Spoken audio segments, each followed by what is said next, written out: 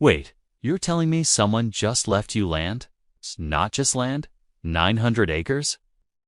And I think I just inherited a huge problem with it. The letter arrived on a Tuesday. It was slipped between a water bill and a coupon magazine like it was nothing special. My name, Ethan Cole, was typed across the front in a formal font. It meant someone, somewhere, was very serious. I set my coffee down and read it twice. My great-uncle Harrison had died at 87, alone on his land in rural Oregon. He went exactly the way he wanted, quietly, without fuss, and with his boots nearby. I had met him exactly 4 times in my life, but apparently that had been enough. He left me absolutely everything. I inherited 912 acres of rolling Oregon land. It included a 1941 farmhouse, 2 barns, and a creek that ran cold even in August. There was also a timber lease that had been paying out quietly for 11 years. I was 34, living in a 2-bedroom apartment in Seattle. I worked a remote project management job that I liked well enough, but never really loved. I had no wife, no kids, and no particular reason to stay. I packed my truck and drove down. The farmhouse needed work, but it had good bones. The floors were wide plank oak, and the ceilings were high. The porch wrapped around 3 sides of the house. It looked out over a beautiful meadow that turned gold in the late afternoon. Great-uncle Harrison kept the place functional, if not modern. I spent the first 2 weeks just walking the land and learning its edges. I found places where the creek bent and where the old deer trails crossed through the thick trees. I saw how old fence lines told stories about how the land was used a century ago. I was definitely not thinking about homeowners associations. It never occurred to me that an HOA had anything to do with 900 acres of rural Oregon farmland. That was my first mistake, not checking the paperwork properly. The Pine Haven Ridge subdivision had been carved out of a corner of the county about 20 years earlier. It featured 43 homes, a paved road, and a small pond with a water fountain. It also had a set of CC&Rs drafted by a lawyer who clearly enjoyed his work. The subdivision sat on land that was once part of my original parcel. Harrison had sold off that corner in the early 2000s to settle some outstanding financial debts. When a developer built it out, they attached a covenant.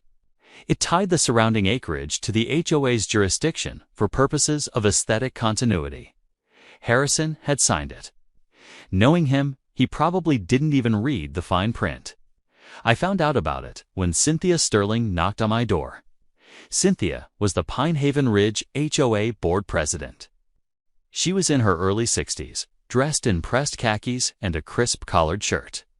She carried a clipboard with calm authority. She carried herself like a woman who had been holding clipboards her entire adult life. She introduced herself pleasantly enough and then handed me a thick packet.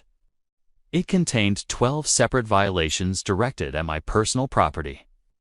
My tractor was parked in a visible area and needed to be stored inside. The barn paint was a non-approved color. It was red. The original red had been painted before I was even born. The split-rail fence along the east meadow had broken rails. My truck was parked near the barn because I was hauling lumber. It was considered a commercial vehicle and could not be stored without a variance.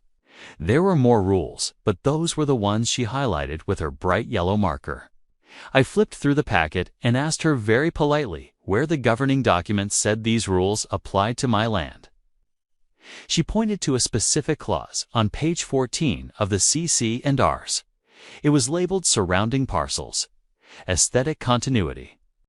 I read it standing in my own doorway and felt something cold settle in my chest. I thanked her, told her I would look into it, and quickly closed the door. I spent that entire evening sitting at the kitchen table with a yellow legal pad. I reviewed the deed, the CC&Rs, and the original sales agreement from 2003. By midnight, I had 4 pages of notes and a very uncomfortable feeling. Cynthia Sterling might actually be technically right about her ridiculous demands. The clause was broad and sloppily written, but it had Harrison's signature on it. Worse, it had been officially recorded with the county. I called a real estate attorney in Portland the very next morning to figure out my available options. Her name was Sarah Jenkins, and she had a reassuring voice. She made you feel like legal problems were just puzzles waiting to be solved. I sent her all the documents right away. She finally called me back later that same afternoon. The clause is real, but it's also a complete mess. The enforceability depends on how far they want to push it.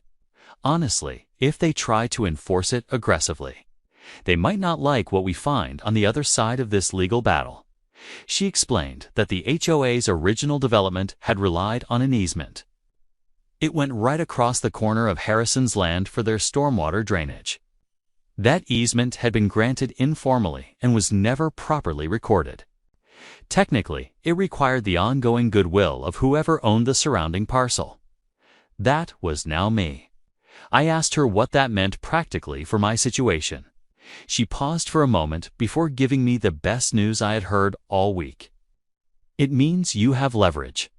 The second letter from the Pinehaven Ridge HOA arrived 3 weeks later. The tone had shifted entirely. Cynthia had apparently consulted her own attorney, and the warnings had become formal citations. They now had fine schedules attached to them. It was $40 per day for the tractor and $25 per day for the barn color. The total balance, if left completely unaddressed, would compound quickly and cost me thousands of dollars. I drove over to the HOA office, which was a small room attached to the community clubhouse. Cynthia was there with 2 other board members. A man named Gary, who kept clicking his pen, and a woman named Martha, who looked miserable. Martha looked like she would rather have been anywhere else on earth. I sat down and laid Sarah Jenkins's letter right on the table. The letter was 4 paragraphs long and outlined the unrecorded drainage easement across my property. It noted that under Oregon law, an unrecorded easement was not automatically enforceable against a new owner who purchased without notice. It stated that my client, me, was currently reviewing all available legal options regarding that easement. Any aggressive enforcement action regarding the aesthetic clause would be considered in that context. Gary immediately stopped clicking his pen. Cynthia read the document twice. I just sat there in silence and carefully watched her face. She was smart enough to understand exactly what she was reading, and I actually respected her for that. We reached a formal agreement 2 weeks later. We sat around the exact same table with both of our attorneys on a long conference call. The HOA would drop all pending fines and aesthetic violations. In exchange, I would store the tractor inside the barn when not in active use. I would also repair the 2 broken fence rails along the eastern side of the meadow. The barn color would remain red. It had been red for 80 years, and it would stay red. My truck could park wherever I needed it to park. I would also grant a properly recorded limited easement for their necessary stormwater drainage. The easement would be valid for exactly 30 years. At the end of that term, both parties could sit down and renegotiate. Everyone signed the paperwork. Everyone shook hands professionally. Martha looked genuinely relieved to be done. That was 2 years ago. I still live peacefully on the land. The old barn is still painted red. The tractor sits safely inside the barn when I am not actively using it. It is a completely reasonable ask, and I understand that now. Cynthia waves whenever she drives past my property on the county road, and I always wave back. We are certainly not friends, but we are neighbors. Out here in the country, being a good neighbor actually means something important. Great-uncle Harrison left me far more than just acreage.